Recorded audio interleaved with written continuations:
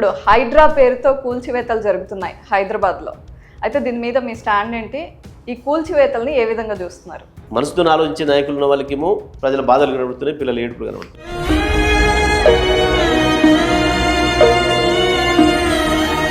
చట్టం మాత్రమే చేస్తాం మేము ఏదేమైనా అనుకునే వాళ్ళకి మాత్రం అది మాత్రమే కనబడుతుంది.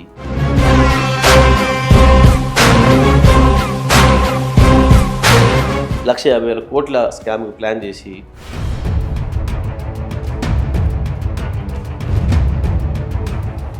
కేసీఆర్ గారు ఈ విషయంలో ఏ స్టాండ్ తీసుకున్నారు? అసలు కేసీఆర్ కనిపించట్లేదు. ఏమాత్రం ప్రజలంటే ప్రేమ లేనివాడు, సోయి లేనివాడు, ఒక మానవీయ కోణం లేనివాడు.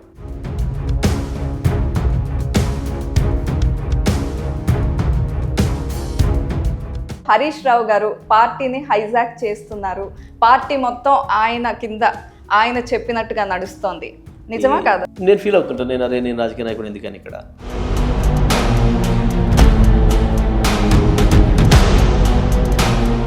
కవిత గారు వచ్చారు, ఖచ్చితంగా వర్కింగ్ ప్రెసిడెంట్గా ఆవిడని అనౌన్స్ చేస్తారు, ఆవిడ ప్రజల్లో తిరుగుతారు, పార్టీకి ఎనర్జీ తీసుకొస్తారు అని చాలా మాటలు వినిపించాయి. కానీ రిలీజ్ అయిన రోజు ఒక్కటే హంగామా కనిపించింది, తర్వాత సైలెంట్గా ఉన్నారు. వాస్తవానికి అయితే నాకు ఆమె గురించి మాట్లాడడమే ఇష్టం లేదు. మొట్టమొదలు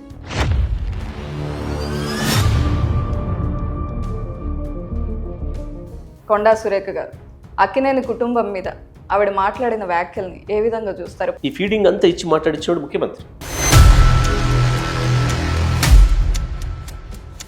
అయితే యశోద హాస్పిటల్లో ఒక ఇన్సిడెంట్ అది జరిగింది. వదిలేయండి.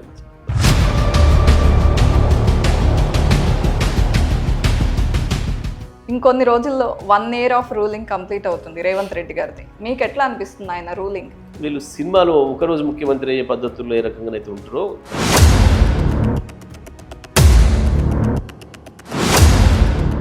చిల్లర వేషాలు, చిల్లర మాటలు, చిల్లర డైలాగులు ఒక ముఖ్యమంత్రి స్థాయిలో ఉన్నాయి ఆ మాటలు. వీపు చింతపండు చేస్తా కొడుకుల్లారా, ఏ ముఖ్యమంత్రి బాడిండి ఎప్పటికీ రాష్ట్రంలో, ఈ దేశంలో అసలు అట్లా మాట్లాడితే మళ్ళీ కాంగ్రెస్ వాళ్ళు ఈ లాంగ్వేజ్ మా కేసీఆర్ గారే నేర్పించారు చెప్పుదాం కూడా ఎవడన్నా కేసీఆర్ గురించి మాట్లాడు.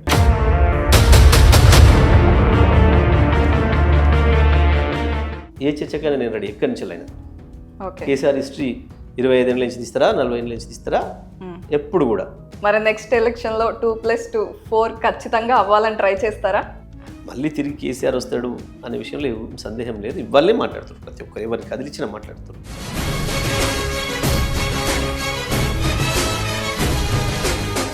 నమస్తే జగదీష్ రెడ్డి గారు. నమస్తే దీప గారు. స్ట్రైట్గా ఒక క్వశ్చన్ అడుగుతా. మీకు లా తెలుసు, రాజ్యాంగం తెలుసు, ఇప్పుడు హైడ్రా పేరుతో కూల్చివేతలు జరుగుతున్నాయి హైదరాబాద్లో. అయితే దీని మీద మీ స్టాండ్ ఏంటి? ఈ కూల్చివేతల్ని ఏ విధంగా చూస్తున్నారు?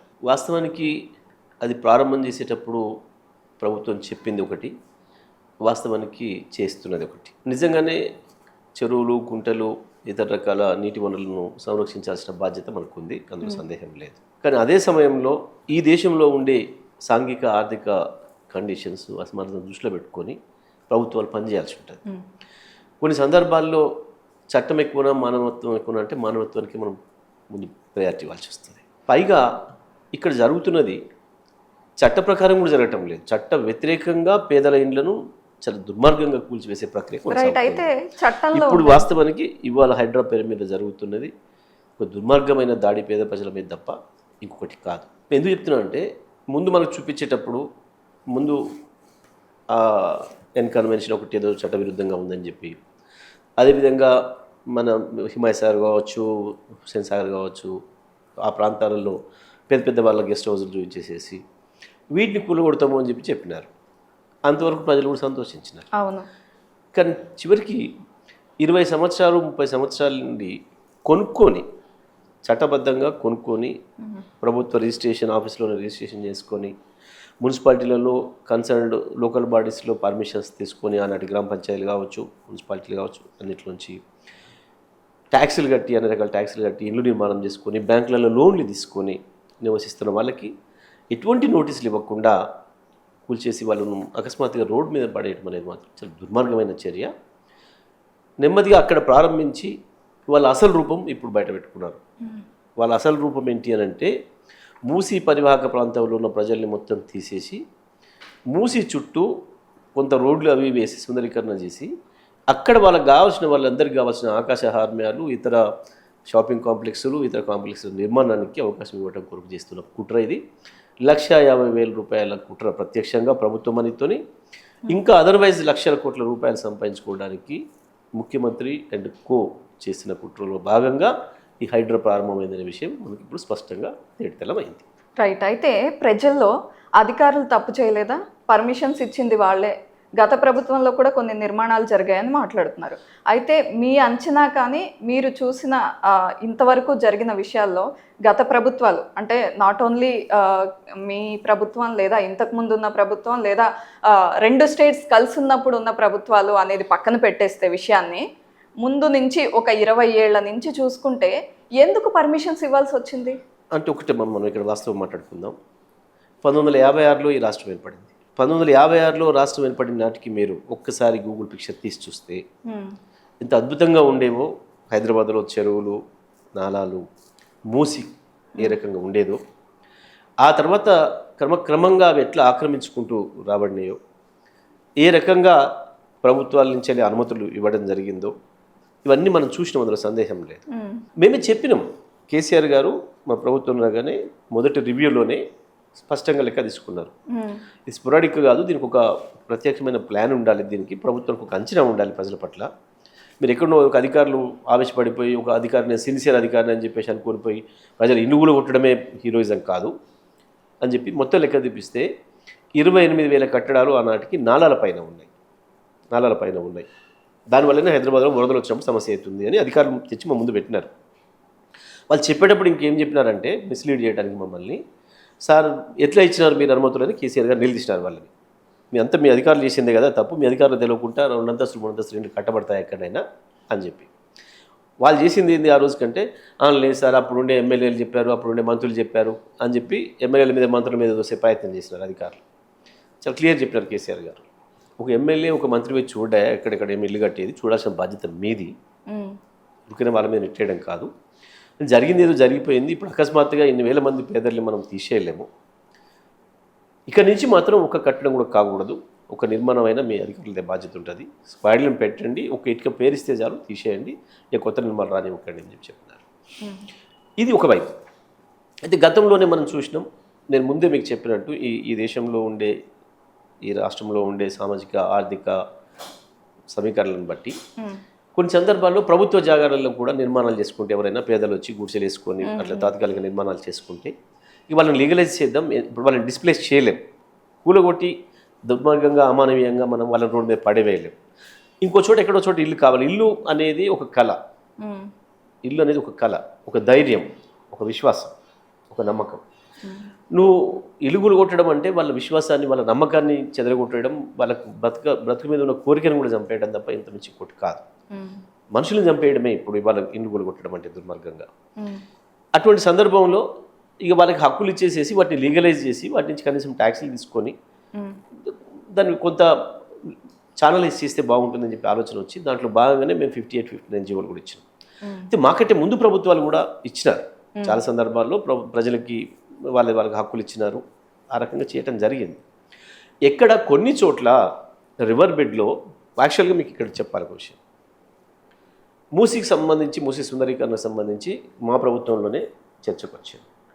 కేటీఆర్ గారు కూడా ఆ రోజు ఒక పెద్ద ప్లాన్ తీసుకొని వచ్చినారు.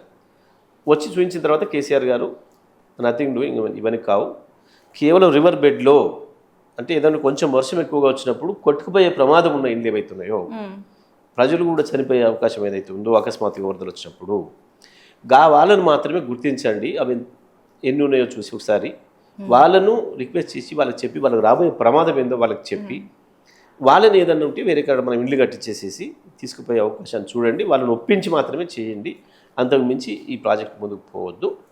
ఒకటి చేయండి, సుందరీకరణ అనేదానికంటే ముందు కాలుష్యం లేకుండా చేయడానికి ఏం చేస్తారో చేయండి అని చెప్పినారు. దాని ప్రకారం కేటీఆర్ గారు అంతర్జాతీయ బిడ్డలను పిలిచి దీన్ని మొత్తం కాలుష్యం లేకుండా ఈ నీళ్ళను పరిశుభ్రం చేయడానికి ఉన్న అవకాశాలు ఏంది అని చెప్పి వెతికి చేసి ఒక 16,000 కోట్లతోని ఒక ప్రాజెక్ట్ తీసుకొచ్చినారు. దాంట్లో భాగంగా మొట్టమొదటిగా సీవరేజ్ ఏదైతే ఉందో, డ్రైనేజ్ ఏదైతే ఉందో, ఈ నీళ్ళను క్లీన్ చేయాలి మొదలు. మొట్టమొదటిగా అక్కడి నుంచి వెళ్ళి వస్తుంది ఏదైతే బొలారం ఈయన పటాన్చెరు ఇండస్ట్రియల్ ఏరియా నుంచి వెళ్ళి ఏదైతే వస్తుందో ఇక్కడికి నాలా, అది బాగా కలుషితంగా వస్తుంది, రసాయనిక పదార్థాలు దాంట్లో కలుస్తున్నాయి. దాన్ని హుస్సేన్ సాగర్లో లేకుండా డైరెక్ట్గా కిందికి పంపించేసేసి దాన్ని కూడా శుద్ధి చేయాలి. అక్కడ నుంచి అసలు పరిశ్రమలు తీసేయాలిగా, హైదరాబాద్ ఇంత పెరిగిపోయింది, ఇప్పుడు కరెక్ట్ కాదు అని చెప్పి దాని మీద యాక్షన్ తీసుకొని తర్వాత హైదరాబాద్ సివరేజ్ని కూడా మొత్తం ట్రీట్మెంట్ చేయాలి. ఒక్క చుక్క నీళ్లు కూడా డైరెక్ట్గా మూసిలో పోవడానికి లేకుండా ట్రీట్మెంట్ ప్లాన్ చేయండి అని చెప్పినారు. ఇంకా కొన్ని బ్రిడ్జిలు అవసరం ఉన్నాయి దానిపైన, మూసి పైన అని చెప్పి ఇంకొక 15 బ్రిడ్జిలకు అనుమతి ఇచ్చినారు. మొత్తం ఒక్క చుక్క కూడా ఈ హైదరాబాద్లో బయటకు వస్తున్న డ్రైనేజీ ఉదయాన్నే రోజు ఉదయం సాయంత్రం డైరెక్ట్గా మూసిలకు పోకుండా ట్రీట్ చేయడం కావాల్సిన పద్ధతులు అవి కూడా చేసినాం మేము. చేసి ఈ రకంగా ప్రజలకు అర్థం చేయించి ఆ రివర్ బెడ్లో వరద కొట్టుకుపోయే అవకాశం ఉన్న వాళ్ళు ఎవరు ఉంటే వాళ్ళతో మాట్లాడి నెమ్మదిగా వాళ్ళను వేరే చోటు పంపిద్దామని ఆలోచన చేసి మేము పని మొదలు పెట్టినాం. అది దానికి అది సరిపోతుంది. కానీ ఈయన వచ్చిన తర్వాత కొద్దిమంది దుర్మార్గులు, డబ్బు పైన అత్యాశ ఉన్న వాళ్ళు ఈ ముఖ్యమంత్రికి ఒకటి చెప్పినారు, లేదు మనం థేమ్స్ నదిలాగా సమరవతిలాగా మొత్తం వీళ్ళని డిస్ప్లేస్ చేసి ఒక రివర్ బెడ్లు ఉన్న వాళ్ళు కాదు, రివర్ పైన కూడా అందరిని తీసేస్తేనే, డిస్ప్లేస్ చేస్తేనే రేపు మనకు మాల్స్ కట్టుకోవడానికి రకరకాల యాక్టివిటీకి, కమర్షియల్ యాక్టివిటీకి ఇది మనం వాడుకోవచ్చు అని చెప్పి ఒక పెద్ద ప్లాన్ చేసి ఒక విలన్ లాగా సినిమాలలో మనం చూస్తుంటాము. అప్పుడప్పుడు విలన్లు కూడా రాజకీయ నాయకుల పాత్రలోకి వచ్చేసేసి ఎట్లా దోసుకుంటారో, ఏ రకంగా దుర్మార్గంగా చేస్తారో మనం కొన్ని సినిమాలు చూస్తుంటాం. సేమ్ అదే పద్ధతుల్లో వీళ్ళు సినిమాలో ఒకరోజు ముఖ్యమంత్రి అయ్యే పద్ధతుల్లో ఏ రకంగానైతే ఉంటారో, దుర్మార్గులు వచ్చి కూర్చుంటారో ఆ పద్ధతుల్లో ప్లాన్ చేసిన పని ఇప్పుడు ఇది. అందువల్లనే ఇవాళ పేద ప్రజలు ఇబ్బంది పడుతున్నారు. రైట్. కానీ అధికారులు లేకపోతే అలాంటి దుర్మార్గమైన ఆలోచనలు ఉన్న వారు చెప్తే రేవంత్ రెడ్డి గారు వినే అంత ఉందా? ఆయన ఒక ముఖ్యమంత్రిగా ఆయన సొంత నిర్ణయాలు ఆయన తీసుకుంటారు, ఎవరి మాట వినరనే కదా అసలు అంటున్నారు. రేవంత్ రెడ్డి బ్యాక్గ్రౌండే అది కదమ్మా. రేవంత్ రెడ్డి రాజకీయ నాయకుడు కాదు వాస్తవానికి. రేవంత్ రెడ్డి మామూలుగా రియల్ ఎస్టేట్ వ్యాపారం నుంచి వచ్చినవాడు. ఆయన పుట్టుక నుంచి నాయకత్వ లక్షణాలు ఉండి, ప్రజల పట్ల ప్రేమ ఉండి, ప్రజల కొరకు కొట్లాడి, ఏదన్నా సమయంలో ప్రజలకు అన్యాయం జరిగినప్పుడు వాళ్ళని సమీకరించి వాళ్ళ ఉద్యమంలో నడిచినవాడు, లేకపోతే వాళ్ళ కొరకు త్యాగం చేసినవాడు కాదమ్మా. ఆయన కేవలం డబ్బుల కొరకు ఒక రియల్ ఎస్టేట్ వ్యాపారం చేసుకునేవాడు. సరే, అనుకోకుండా దీంట్లో కూడా వచ్చినాడు. అది ఈ రాష్ట్రం దురదృష్టం. ఏమాత్రం ప్రజలంటే ప్రేమ లేనివాడు, సోయి లేనివాడు, ఒక మానవీయ కోణం లేనివాడు. ఎప్పుడు కూడా నాయకుడికి పర్టికులర్గా పరిపాలకుడు ఉండాల్సిన మొట్టమొదటి లక్షణం మానవీయం. నిజంగా ఏమాత్రం ఉన్నా, చిన్న ఇంత మనసున్నా, ఆయన మనవడితో ఆడుతున్నప్పుడైనా ఆ పిల్లలు ఏడుపిన పడాలి. ఆ చిన్న పిల్లలు వాళ్ళు ఎట్లా బాధపడుతున్నారో, స్కూల్ బుక్స్ కొరకు ఎట్లా వెతుక్కుంటున్నారో ఆ ఇండ్ల శిథిలాలలో, అది చూసినప్పుడైనా ఆపేమని చెప్పాలి. నా మనవడైనా అంతే, వాళ్ళైనా అంతే, పిల్లలు వెంటనే ఆపేయండి, ఇది మంచి లేదని చెప్పాలి. అది చెప్పలేకపోవడం అంటే ఏంటి? మానవత్వం లేకపోవడం. అధికారులది తప్పు 100% అందులో సందేహమే లేదు. అధికారులది తప్పే. గతంలో జరిగిన వాటన్నిటికి కూడా అనుమతులు ఇచ్చిన విషయంలో కావచ్చు. అయితే అనుమతులు ఇక్కడ లీగల్గానే ఇచ్చినారు. ఇక్కడ అధికారులను కొన్ని సందర్భాలు తప్పడానికి అన్ని చోట్ల లేదు. నాలల మీద ఎటువంటి టైటిల్ లేని వాళ్ళు కట్టుకుంటున్నప్పుడు దాన్ని ఆపలేకపోవడం అనేది అధికారుల తప్పు. కానీ మీకు పట్టా ఉంది, ఆ భూమికి మీకు పట్టా ఉంది, మీరు నాకు అమ్మడానికి చూపించినారు. అక్కడ రిజిస్ట్రేషన్ ఆఫీస్లో ఎటువంటి అభ్యంతరం లేదు ఆ భూమి పైన.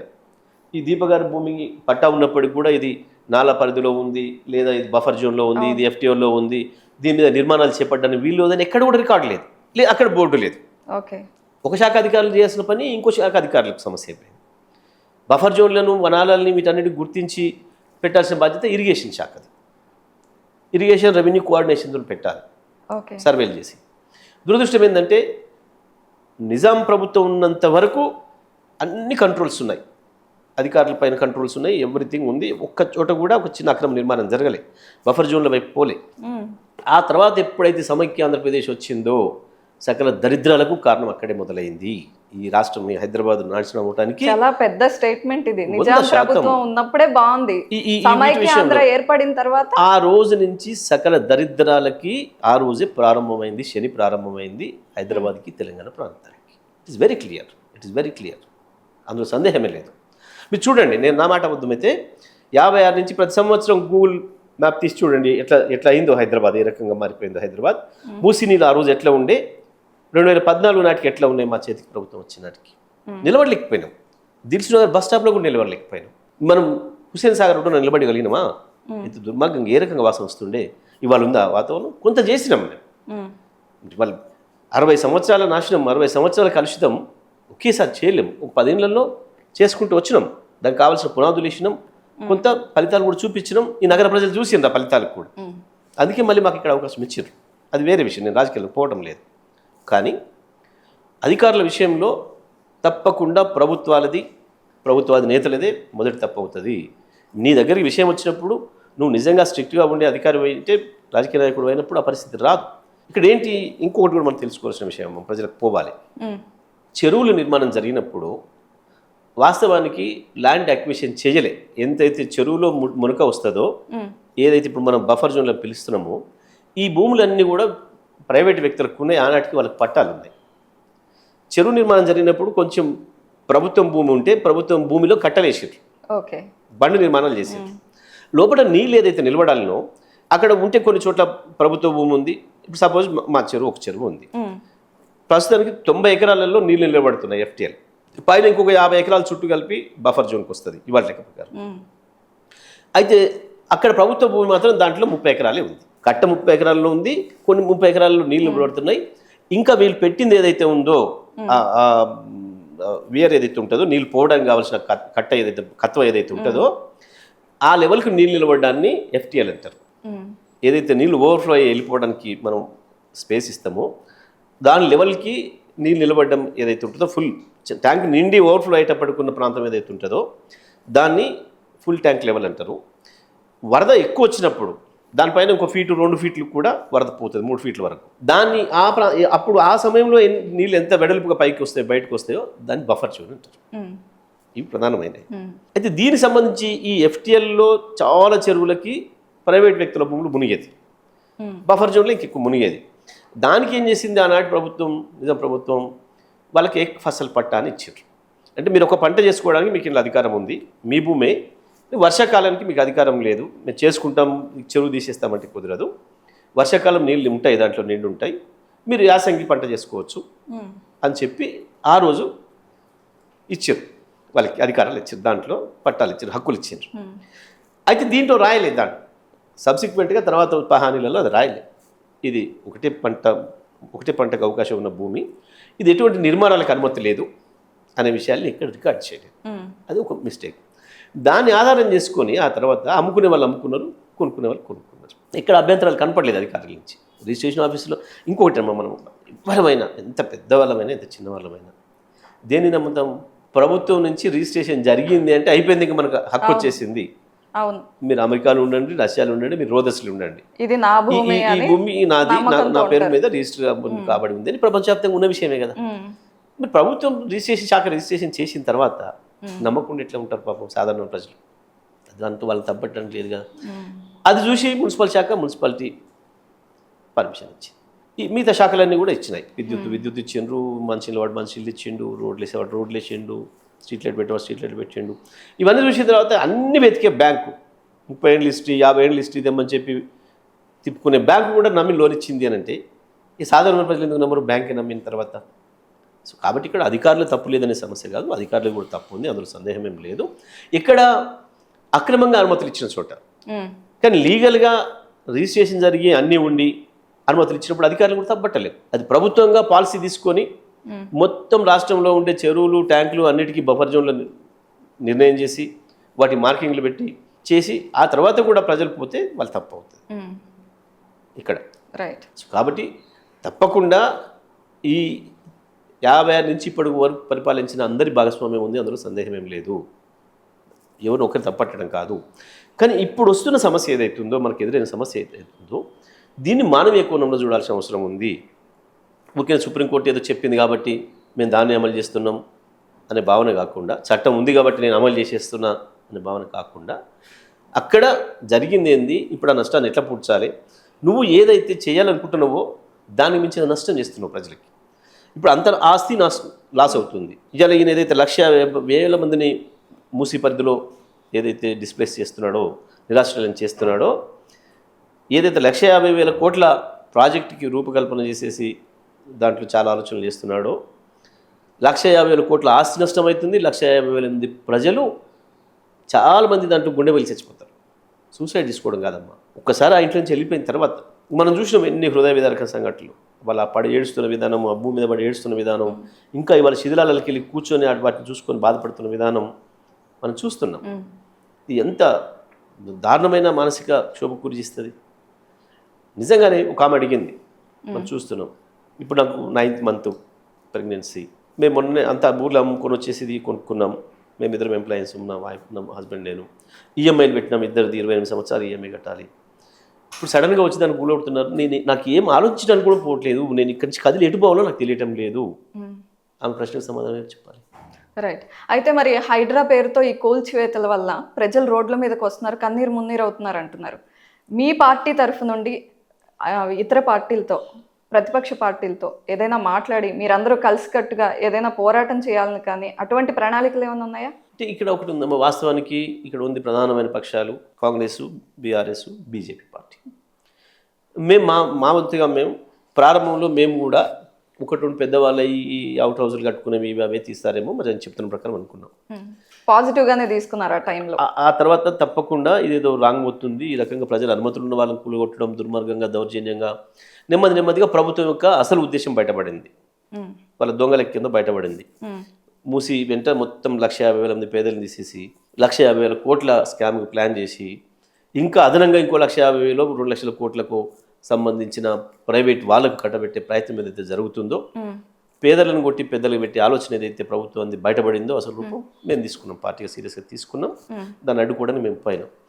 ఆ తర్వాత ఉన్న పార్టీ బీజేపీ, ఇక్కడ ప్రజెన్స్ ఉన్న పార్టీ. ఆ బీజేపీలో కన్ఫ్యూజన్ ఉంది. వాళ్ళకు పార్టీగా నిర్ణయం తీసుకోలేదు, వాళ్ళు ఎవరితో మాట్లాడడం తెలియదు, ఎవరు పిలవాలి. ఎందుకంటే ప్రారంభంలో ఈటెల రాజేందర్ కాదమ్మా పార్టీకి బాధ్యుడు కాదు పాపం. ఆయన ఒక ఎంపీగా, ఆయన ఎంపీ ప్రాంతంలో, ఆయన నియోజకవర్గ పరిధిలో ఉన్న చోట పాపం పోయి ఆయన ఏదో ప్రయత్నం చేస్తున్నాడు. కానీ Raghunandan Rao is also MP like Rajender. ఆయన అసలు కాంగ్రెస్ వాళ్ళకంటే ఎక్కువ మద్దతు ఇస్తున్నాడు. అసలు కోట్లని తప్పడుతున్నాడు, కోర్టులు స్టే ఇస్తున్నాయి, గుడిగా మాట్లాడుతున్నాడు. అదే చెప్తున్నాను ఇక్కడ.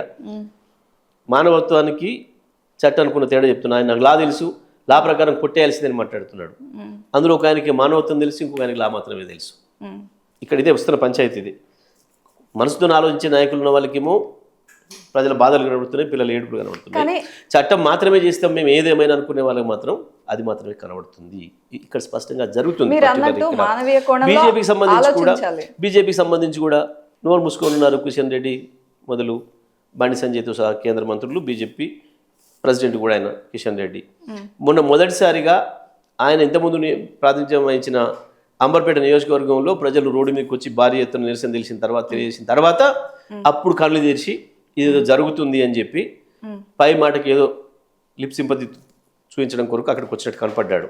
బట్ లోపడంగా ఆయన కూడా ఆయనతో రేవంత్తో కుమ్మక్క అయినట్టుగా కనబడుతున్నాడు చాలా విషయాలలో. ఆయన కావచ్చు, బీజేపీ పార్టీ కావచ్చు ఇక్కడ ఈ రాష్ట్రంలో. ఎందుకు అని అంటే మనకు స్పష్టంగా కనబడుతుంది మోడీ రేవంత్ బంధం, చోడబాయ్ బడేబాయ్ బంధం స్పష్టంగా కనబడుతుంది. బహుశా వాళ్ళు కలిసి ఉంటున్నప్పుడు ఆయనతోనే మనకెందుకు లేమని చెప్పి రాష్ట్ర పార్టీ అనుకుంటున్నట్టుంది. ఎక్కడ కూడా ప్రభుత్వం తప్పులు ఎత్తి చూపే దాంట్లో బీజేపీ ముందుకు లేదు. మనం శాసనసభలో కూడా ప్రభుత్వ పక్షం వైపు మాట్లాడుకోవడానికి కూడా వీల్లేదు కదా. బీజేపీలోని ఎంపీ ఈటెల రాజేందర్ గారే బయటకు వచ్చి చాలా గట్టిగా మాట్లాడారు. మీరు ఇక్కడ ఆయన ఇండివిజువల్ మాట్లాడగలరా? మాట్లాడవచ్చు, తప్పకుండా మాట్లాడతారు. చాలా సందర్భాలు ఉన్నాయి దేశంలో. పార్టీలు పుట్టిన కాలం నుంచి వెళ్ళి కూడా, పార్టీలైన కాకుండా స్వతంత్రోద్యమ కాలం నుంచి వెళ్ళి కూడా సొంత అభిప్రాయాలను వ్యక్తీకరించిన సందర్భాలు చాలా ఉన్నాయి, ఇప్పుడు కూడా జరుగుతున్నాయి.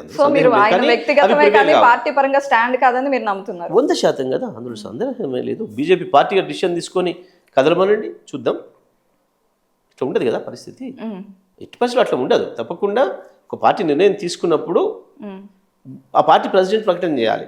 ఆ పార్టీ ఫ్లోర్ ఇప్పుడు ఎవరుంటారు, ఒక రాష్ట్రానికి సంబంధించి ఆ పార్టీ రాష్ట్ర శాఖ అధ్యక్షుడు, రెండవ తర్వాత అసెంబ్లీలో వాళ్ళకి బలం ఉంటే ఫ్లోర్ లీడర్. ఈ ఇద్దరు పార్టీ అభిప్రాయాల్ని ప్రజలకు పంపించేస్తారు. అసెంబ్లీలో వాళ్ళ పర్ఫార్మెన్స్ చూసినాం, చాలా స్పష్టంగా ప్రభుత్వానికి అనుకూలంగా ఉంది, ప్రభుత్వానికి మద్దతుగా ఉంది. అసలు ఉన్న 8 మందిలో ఒకరికొకరికి పొందడం లేదు, ఒకరు చెప్తే ఇంకోటి పరిస్థితి లేదు. రాష్ట్ర పార్టీ కూడా అంతే ఉంది. బీజేపీ ఒక్కరు ఇంకొని గౌరవించుకునే పరిస్థితి లేదు, ఒకరి నాయకత్వాన్ని ఎవరు అంగీకరించే పరిస్థితి లేదు. అందరికీ ఒకటే ఏంది, పైనుంచి వెళ్ళి ఆయన బడేబాయి చోడేబాయి మంచుకున్నారు, మనకెందుకు పంచాయతీ అన్న భావంతో కనబడుతున్నారు. రైట్. అయితే బీజేపీకి సంబంధించి పార్టీ అధ్యక్షుడు కానీ లేదా పార్టీ అంతా వచ్చి కలిసికట్టుగా స్టాండ్ తీసుకోవాలన్నారు కదా, అదే విధంగా కేసీఆర్ గారు ఈ విషయంలో ఏ స్టాండ్ తీసుకున్నారు? అసలు కేసీఆర్ కనిపించట్లేదు అనే స్టేట్మెంట్ ని మీరు ఎట్లా చూస్తారు? నాయకుడి యొక్క డైరెక్షన్, ఆ నాయకుడి యొక్క ఆలోచన విధానం ఆ పార్టీ అమలు చేస్తుంది. ఆ పార్టీ అమలు చేస్తుంది. ఇవాళ బీఆర్ఎస్ పార్టీగా మొత్తంగా మేము పనిచేస్తున్నాం ఏకపక్షం. మా పార్టీలో రెండో అభిప్రాయం చూడలేదు మీరు, ఎవరు ఇంకో అభిప్రాయం చెప్పారా మీకు? ఇప్పుడు KTR is there, he is working president. KCR గారు ప్రెసిడెంట్, కేటీఆర్ వర్కింగ్ ప్రెసిడెంట్. ఆ తర్వాత ఉన్న మేము నాయకత్వం అందరం ఉన్నాం, అందరం ఏకపక్షంగా కలిసి మాట్లాడుతున్నాం. కేసీఆర్ డైరెక్షన్ లేకపోతే మేము ఎలా మాట్లాడతాం? కేసీఆర్ గారు మీ అందరితో మీటింగ్ పెట్టిన సందర్భం ఉందా ఇవన్నీ జరిగేటప్పుడు? హైడ్రా కేసీఆర్ గారు ఒక మాట చాలు, మాకు ఒక మాట చాలు. కేసీఆర్ గారు మాకు అండర్స్టాండింగ్ ఉంటుంది కదా, ఎవరికో కనపడాలని కాదు కదా, ఆమెకి ఈమెకి ఈయనకి ఆయన కనపడాలని అట్లా కాదు, ప్రజలు ఎక్స్పెక్ట్ చేస్తారు కదా. ఇప్పుడు జనరల్ గా ఒక మామూలు నేత అయితే ఎక్స్పెక్ట్ చేయరు. ఆయన 10 ఏళ్లు సీఎం గా ఉన్న వ్యక్తి, ప్రధాన ప్రతిపక్ష నేతగా ఉన్న వ్యక్తి, ప్రజలు ఖచ్చితంగా కనపడాలనుకుంటారు. అసలు ప్రజలకు ఇంత పెద్ద విపత్తు జరిగింది, వరదలు వచ్చినాయి, ప్రజలకి కేసీఆర్ ఎప్పుడు మనసులోనే ఉన్నాడు. కొద్దిమందికి బయట వాళ్ళకి తెలియకపోవచ్చు కానీ always KCR is there. Jagadish Reddy గారు మనసులో ఉన్నారు కాబట్టే ఆయన వస్తే బాగుండు అని ప్రజలు చూశారు. విపత్తు చూశారు, మేము పోయినప్పుడు తప్పకుండా కేసీఆర్ ప్రతినిధి వచ్చిండని చెప్పి మమ్మల్ని మా అందరిలో కేసీఆర్ చూసుకుంటున్నారు ప్రజలు, మా అందరిలో కేసీఆర్ చూసుకుంటున్నారు. వర్కింగ్ ప్రెసిడెంట్ రామారావు గారు ఉన్నారు, ఆయన వచ్చినప్పుడు కేసీఆర్ చెప్పకుండా వచ్చిండు అనుకోరు. జగదీష్ రెడ్డి పోతే కేసీఆర్ చెప్పకుండా వచ్చిండు అనుకోరు. హరీష్ రావు గారు పోతే కేసీఆర్ చెప్పకుండా వచ్చింది అనుకోరు. ఒక మామూలు చిన్న కార్యకర్త, మా కార్యకర్త ఎవరు పోయినా కేసీఆర్ చెప్పకుండా వచ్చింది అనుకోరు.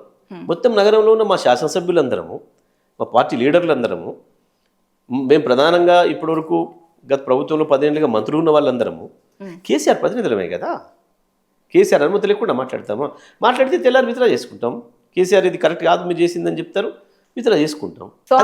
కేసీఆర్ అనుమతి లేకుండా జరగదు, అందులో సందేహమే లేదు. మేము అందుకే చెప్తున్నాం, ఇవాళ ఈ రాష్ట్రంలో కాంగ్రెస్ మంత్రులు మాట్లాడే ప్రతి అక్షరానికి కూడా రేవంత్ బాధ్యుడని అందుకే చెప్తున్నాం మేము. అయితే ఇదే సమయంలో ఇదే సిచ్యువేషన్లో ఇంకొక మాట వినిపిస్తోంది. కేసీఆర్ గారు ఎక్కడున్నారు, కనిపించట్లేదు. అదే సమయంలో హరీష్ రావు గారు పార్టీని హైజాక్ చేస్తున్నారు, పార్టీ మొత్తం ఆయన కింద ఆయన చెప్పినట్టుగా నడుస్తోంది. నిజమా కాదా? ఇవన్నీ పిచ్చి మాటలమ్మా, ఇవన్నీ పాపం తట్టుకోలేక ఏడ్చే ఏడుపులు తప్ప. అందరం ఉన్నాం. ఇప్పుడు నేను ఉన్నాను, హరీష్ రావు గారు ఉన్నారు, ప్రశాంత్ రెడ్డి గారు ఉన్నారు, మా మాజీ మంత్రులు అనేక మంది ఉన్నారు, మా సబితా ఇంద్రారెడ్డి గారు ఉన్నారు, మా తలసాని శ్రీనివాస్ యాదవ్ గారు ఉన్నారు, మా శ్రీనివాస్ గౌడ్ గారు ఉన్నారు, మా మసూదాచారి గారు ఉన్నారు, మా జోగరామన్న గారు ఉన్నారు. అందరం తిరుగుతూనే ఉన్నాం, అందరం కలిసి పనిచేస్తున్నాం, అందరం ప్రోగ్రామ్స్లో పోతున్నాం ఎక్కడికక్కడ. పార్టీ అన్నప్పుడు 4 వైపులా పని చేస్తుంది. ఇప్పుడు ఏం దొరకలేదు, ఇప్పుడు ఇది ఒకటి చిల్లర మాట మాట్లాడి ఇంకేదో గందరగోళం సృష్టిద్దామని చిల్లర ప్రయత్నం తప్ప అందులో ఏం లేదమ్మా. దాంట్లో కేసీఆర్ అయినా, హరీష్ రావు గారు అయినా, కేటీఆర్ అయినా, జగదీష్ రెడ్డి అయినా, ఇంకోగైనా అందరూ కూడా కేసీఆర్ నాయకత్వంలో, కేసీఆర్ డైరెక్షన్లోనే పనిచేస్తారు. అందులో సందేహం ఏముంది? రైట్. ఇవాళే కాదు కదా, ఉద్యమ రోజుల నుంచి కూడా అనేక ఉద్యమాలలో ఎవరి వాళ్ళు, మెదక్లో హరీష్ రావు గారు ఉన్నారు, నల్గొండలో నేనున్నా, ఇంకో చోట ఇంకోరు ఉన్నారు, ఎక్కడికక్కడ అట్లా పని చేసుకుంటూ పోయినాం కదా. ఇంకో చోట నిరంజన్ రెడ్డి గారు ఉన్నారు, ఆ రకంగా చేసుకుంటూ పోయినాం కదా. రైట్. అదే సమయంలో కవిత గారు రిలీజ్ అవ్వగానే అందరికీ ఒక బూస్టింగ్ లాగా కవిత గారు వచ్చారు, ఖచ్చితంగా వర్కింగ్ ప్రెసిడెంట్గా ఆవిడని అనౌన్స్ చేస్తారు, ఆవిడ ప్రజల్లో తిరుగుతారు, పార్టీకి ఎనర్జీ తీసుకొస్తారు అని చాలా మాటలు వినిపించాయి. కానీ రిలీజ్ అయిన రోజు ఒక్కటే హంగామా కనిపించింది, తర్వాత సైలెంట్గా ఉన్నారు. ఇప్పుడు సురేఖ గారి వ్యాఖ్యలు చూస్తున్నాం. ఇన్ని జరుగుతున్నా దేని మీద స్పందన కనిపించలేదు. మీరు ఒక విషయం, దాదాపు 5 నెలలకు పైన జైల్లో ఉండొచ్చినాక వాళ్ళ మానసిక స్థితి ఎట్లుంటుంది, వాళ్ళ శారీరక ఆరోగ్య పరిస్థితి ఎట్లా ఉంటుంది, వాళ్ళు దాని నుంచి కోలుకోవడానికి, ఆ ట్రామా నుంచి బయటపడటానికి కుటుంబం ఏముంటుంది, ఇవన్నీ ఆలోచించరా? ఎప్పుడు ఇవేనా పనికిమాల రాజకీయాలైనా? అదేనా మనుషుల విమర్శ? కవితమ్మ పని చేసినాడు, అద్భుతంగా చేస్తుంది. మళ్ళీ సందర్భాన్ని బట్టి వాళ్ళ అన్ని పరిస్థితులను బట్టి చేసుకుంటారు. ఎవరు ఎందుకు చేయలేదు, ఎవరు ఎందుకు రాలేదని అడిగే హక్కు ఎవరికి ఉంటుందండి? ఎందుకు ఉంటుంది? ఎట్లా అడుగుతారు అసలు? ఎవరికి అవసరం? ఎవరేం చేయాలంటే వాళ్ళే హక్కు లేదా, అడిగే హక్కు లేదమ్మా. ప్రజల ముచ్చట కాదు, ఇక్కడ ప్రజలు ఎవరు మాట్లాడలే. ఓ నియోజకవర్గ శాసనసభ్యులు ఉన్నప్పుడు అయితే మా శాసనసభ నియోజకవర్గం నుంచి ఒకసారి రావాల్సి ఉండే, చూడాల్సి ఉండే అని కోరుకుంటే అది వేరే విషయం. కానీ షీఈ్ ఓన్లీ ఎమ్మెల్సీ. ఏ ప్రజలు అడుగుతారండి?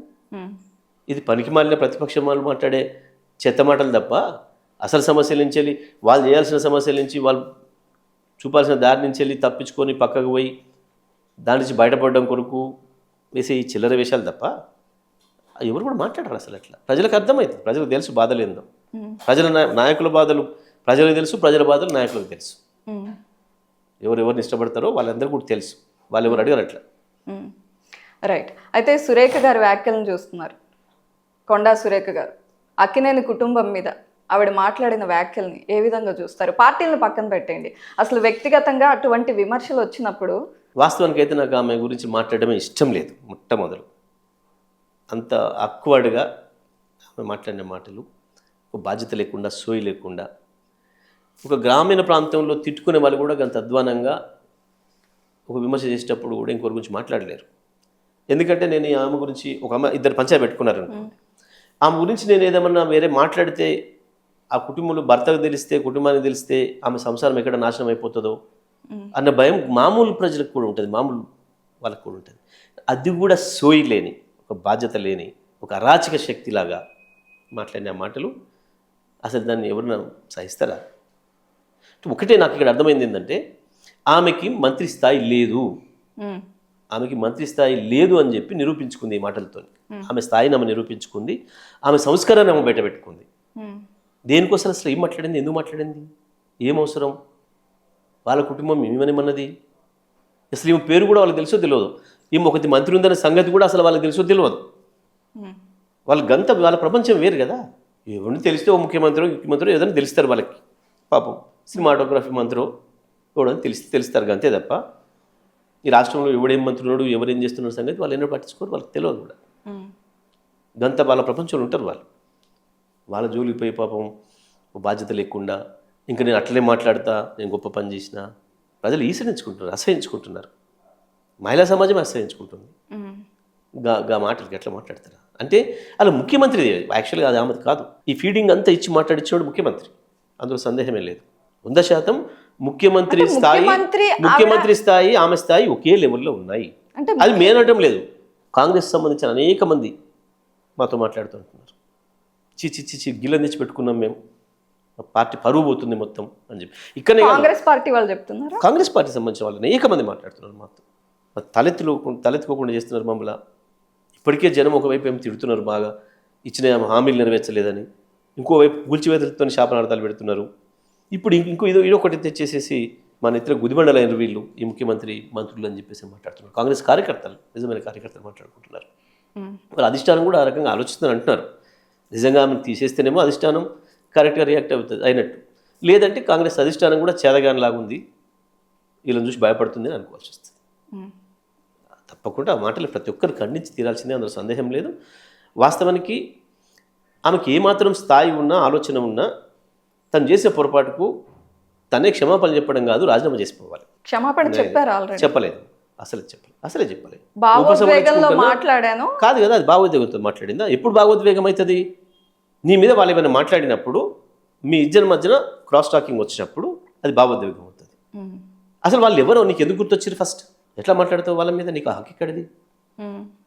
నీకు అవతల నాయకుడు ఎవరైనా నీతో పెట్టుకున్నప్పుడు, ఒక రాజకీయ నాయకుడితో పెట్టుకున్నప్పుడు, రాజకీయ నాయకులతో పెట్టుకున్నప్పుడు అది భావోద్వేగం అవుతుంది. కరెక్టే. కేటీఆర్ గారిని విమర్శిస్తూ అసలు కేటీఆర్ గారిని ఎందుకు విమర్శించాలి? ఫస్ట్ అసలు కేటీఆర్ గారిని ఎందుకు విమర్శించాలి? ఏంటిది అసలు ఆమె ఎలిగేషన్ ఏంది? కేటీఆర్కి ఎక్కడ పాత్ర ఉంది దీంట్లో? అసలు కేటీఆర్ గారు ఆమె పేరు ఎప్పుడైనా తీసుకోగా విన్నారా మీరు ఈ మధ్యకాలంలో? ఎప్పుడైనా కేటీఆర్ ట్విట్టర్లో ఆమె పేరు ఎన్నడన్నా రాయంగా చూసినారా మీరు ఇప్పటివరకు? మరి ఏ సంబంధం లేకుండా కేటీఆర్ గారి మీద దాడి చేస్తారటము, కేటీఆర్ గారిని పేరు చెప్పి వాళ్ళ మీద దాడి చేస్తారటము, ఏంది ఇది? అహంకారమా, మూర్ఖత్వమా, అధికార మదమా, ఏమన్నట్టుది? ఏమనుకోవాలి? ఇవన్నీ ఏవి కావు ఇవి నా దృష్టిలో ఆమె స్థాయి రైట్ గంతే. అయితే ఆ పదాలను ఉపయోగించే స్థాయిలో మాత్రమే ఉన్నది ఆమె. మంత్రి పదవి స్థాయికి ఆమె ఎదగలేదు. ఈ ఎపిసోడ్ అంతా ఒకవైపు జరుగుతుంటే, ఇంకొక వైపు కేటీఆర్ గారి మీద, హరీష్ రావు గారి మీద పిఎస్లో కేసు నమోదు చేశారు. సాక్షాత్తు రఘునందన్ రావు గారు వెళ్ళి తమ్ముడిగా నేను ఒక అక్కకి మెళ్ళలో దండ వేస్తే సోషల్ మీడియాలో బీఆర్ఎస్కి సంబంధించిన సోషల్ మీడియాలో కావాలనే ఇలాంటి తప్పుడు ప్రచారం చేస్తున్నారని అది కంప్లైంట్ చేశారు. టీఆర్ఎస్ సంబంధించిన సోషల్ మీడియాలో రాలేదు. మస్తు మంది ఆకతాయిలు మస్తు ఇటువంటి పెట్టినారు. అసలు కేసీఆర్ గారి మీద ఎన్ని లక్షలు పెట్టినారు, కేటీఆర్ గారి మీద ఎన్ని పెట్టినారు, హరీష్ రావు గారి మీద ఎన్ని పెట్టినారు, కవిత గారి మీద ఎన్ని పెట్టినారు, మా మీద ఎన్ని పెట్టినారు. ఇటువంటి ఆకతాయిలు సోషల్ మీడియా వచ్చిన కానించి ఎవడి పైచాన్ని వాడు దాంట్లో వదులుతున్నాడు. ఈ సోషల్ మీడియా అనే పేరు మీద ఎవడి పైచాన్ని వాడు దాంట్లో వదులుతున్నాడు. మనం చూస్తున్నాం, ఎన్నో వికృత చేష్టలు దాంట్లో చూస్తున్నాం. దాంట్లో భాగంగా మేము కూడా దెబ్బతిన్న వాళ్ళం. అవి కంట్రోల్ చేయడానికి చేయాలి. ఇంకా ఏమైనా చట్టాలు చేయాల్సి వస్తే ఇంకా చట్టాలు చేసే అవకాశం ఉంటే చేయాలి, తప్పలేదు. మేము గతంలో ఎన్నోసార్లు ఫిర్యాదులు చేసినాం పోలీసులకు కూడా, మేము మంత్రులుగా ఉన్నాడు కూడా. ఇగో ఈ రకంగా సోషల్ మీడియాలో దుర్మార్గంగా ఏ ఆధారం లేకుండా మా మీద ఇట్లా పెడుతున్నారు, దీని చర్యలు తీసుకోండి అని. సో సార్ మనం ఇది పత్రికా స్వేచ్ఛ కింద ఉంది, మనం ఎక్కువ చేయడానికి లేదు, ఎక్కువ చర్యలు తీసుకోవడానికి లేదని చెప్పినారు వాళ్ళు. దాంట్లో అసలు కేటీఆర్ ఎక్కడ ఉంది, హరీష్ రావు ఎక్కడ అంటే ఉంది? అనుకూల మీడియాలోనే వస్తుంది నేను చెప్తున్నా కదా, రఘునందన్కి రేవంత్ రెడ్డికి ఉన్న అవినాభావ సంబంధం బయటపడతా ఉంది వీటి ద్వారా. ఆయన కాంప్లైంట్ ఇవ్వడం, వీళ్ళు ఎఫ్ఐఆర్ చేసిన అనడం, ఎట్లా నిలబడదాం? ఎఫ్ఐఆర్ చేసిన వాడు కూడా తలకాయ ఉండాలి కదా కొంచెం. ఎట్లా నిలబడుతుంది? ఉంటుందా? కోర్టు మీద నిలబడుతుందా? సరే రఘునందన్ రావు మరి కాంగ్రెస్లో పోదలుచుకున్నాడో ఎందుకు చేసుకుంటున్నాడో ఆయన తెలియదు, కానీ ఆయన స్పష్టంగా కనబడుతుంది. బీజేపీలోనే మాట్లాడుకుంటున్నారు, ఇది ఉండేది కేసు కాదు, ఎక్కువ రోజులు వాళ్ళే మాట్లాడుకుంటారు, మనం చూస్తున్నాం. అంతకు అవసరం లేదు ఆయనకు నెత్తినేసుకోవాల్సిన అవసరం. ఇంకొకటి వాస్తవానికి మాకు అక్కడే లేదు, వాటి గురించి మాట్లాడాల్సిన అవసరమే మాకు లేదు. అనేక మంది మీద ఇప్పుడు మరి సురేఖ గారిది ఇంకొకరితో ఆమె తిట్టుకున్నట్టు ఈ మధ్యన ఆడియో కూడా వింటున్నాం మనం బాగా. నేనేమంటున్నా, మొత్తం ఇవాళ రాష్ట్ర మంత్రి కూడా వింటున్నాం. మరి దాని మీద కూడా కేటీఆర్ స్పందించలేదు, కేసీఆర్ స్పందించలేదు, ఇంకోటి స్పందించలేదు అంటే మేము బాధ్యులం అవుతామా? మరి అది ఫ్యామిలీ మెంబర్ అయినప్పుడు ఇది పెట్టిన కూడా ఫ్యామిలీ మెంబర్లేమో మనకేం తెలుసు? ఎవరికి ఏం వ్యక్తిగత కోపం ఉందో ఆ ఫ్యామిలీ మెంబర్లు ఎవరు పెట్టినారు మనకేం తెలుసు? దానికి కేటీఆర్ ఎట్లా బాధ్యుడు అవుతాడు? ఆఖరికి కేసీఆర్ హరీష్ రావు గారు స్పందించారు, మాకు అక్కడే లేదు వాస్తవానికి, అయినా అది కొంచెం మంచిగా అనిపించలేదు మనకు, కాబట్టి చూస్తానికి మనకు కూడా నచ్చలేదు. కాబట్టి హరీష్ రావు గారు ఇమ్మీడియట్గా విత్ ఇన్ అవర్స్లో స్పందించిండు, చెప్పిండు అట్లాంటివి రావడం మంచిది కాదు సోషల్ మీడియాలో అని చెప్పిండు. ఆయన కూడా దాన్ని ఖండిస్తున్నాను చెప్పి అయిపోయింది. టీఆర్ఎస్ వైపు నుంచి బీఆర్ఎస్ వైపు నుంచి మాదంతా చెప్పేసినాం. రైట్. కేటీఆర్ఏ చెప్పాలి నాకు, ఎందుకు చెప్తాడు కేటీఆర్? నువ్వు చేసిన ప్రతి పనికి కేటీఆర్ బాధ్యుడా? నీ మీద చాలా ఉన్నాయి గతంలో కూడా ఆరోపణలు, నువ్వు అన్నిటి చేయమంటే కేటీఆర్ నేను రక్షించడానికి కూర్చున్నాడు. అయిడా కేటీఆర్ గాలి వైపు ఉన్నాడు, ఇల్లు కూలిపోతున్న ప్రజల వైపు తిరుగుతున్నాడు, మోసపోయిన రైతులతో తిరుగుతున్నాడు, దెబ్బతిన్న యువతతో తిరుగుతున్నాడు, నీ చేతిలో మోసపోయిన యువత కొరకు తిరుగుతున్నాడు. వీళ్ళకి ఎవరెవరికో ఏందో జరిగితే దానికి ఏందో కేటీఆర్ చెప్పాల్సి ఉండే. ఏ రకంగా కరెక్ట్ అమ్మా ఆమె డిమాండ్? కేటీఆర్ చెప్పాలని డిమాండ్ ఏం డిమాండ్? అడిగినావు, కేటీఆర్ చెప్తే నాకు కొంచెం మంచిగా వస్తుంది, నాకు క్లీన్ అవుతుంది నేను అడిగినావు. ఆయన ఏదో కారణం చేత మా వాడు చెప్పిండు కదా, ఒక లీడర్ చెప్పిండు కదా, ఇంకేముంది అనుకుని ఆయన పట్టించుకోలేదు. దానికి ఇన్ని కుటుంబాలు నాశనం చేసే మాట్లాడతావా? అది కూడా ఎప్పుడు 2-3 రోజుల తర్వాత చూడగానే ఆ క్షణంలో రియాక్ట్ అయితే మీరు అన్నట్టు ఏమన్నా భావోద్వేగం అనుకుంటాం. 3 రోజుల తర్వాత ముఖ్యమంత్రి పిలిచి నీకు ఫీడింగ్ ఇచ్చి ఈ రకంగా మాట్లాడమని చెప్తే మాట్లాడు. నీ స్థాయి మీ ముఖ్యమంత్రి స్థాయి కదా.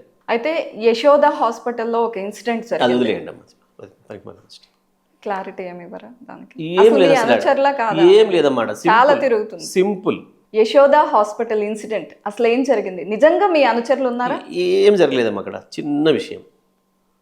మేము జనరల్గా ఎవరైనా రాజకీయ నాయకులు పోయినప్పుడు, ఒకరి పరామర్శకు పోయినప్పుడు తప్పకుండా దాన్ని ఒక ఫోటో తీసుకోను, ఒక వీడియో తీసుకోను బయటకు రిలీజ్ చేస్తాం, వాళ్ళకి ధైర్యం చెప్పేసి వస్తాం, వాళ్ళ కుటుంబ సభ్యులకు ధైర్యం చెప్తాం. ఇది మామూలు అనారోగ్యం ఉంటే కూడా. ఇప్పుడు కాదు కదమ్మా, ఒక 1000 సందర్భాలు ఉంటాయి ఇప్పటివరకు నేను హాస్పిటల్స్ పోయి సందర్శించి వచ్చినాయి. ఇప్పటికీ ప్రతి నాయకుడు, ఆయన కాంగ్రెస్లో ఉన్నాడా, ఆయన బీజేపీలో ఉన్నాడా, ఆయన సిపిఎంలో ఉన్నాడా, ఇంకో పార్టీ అని ఎవరైనా చేసేస్తాం. జరిగింది ఏంది అక్కడ?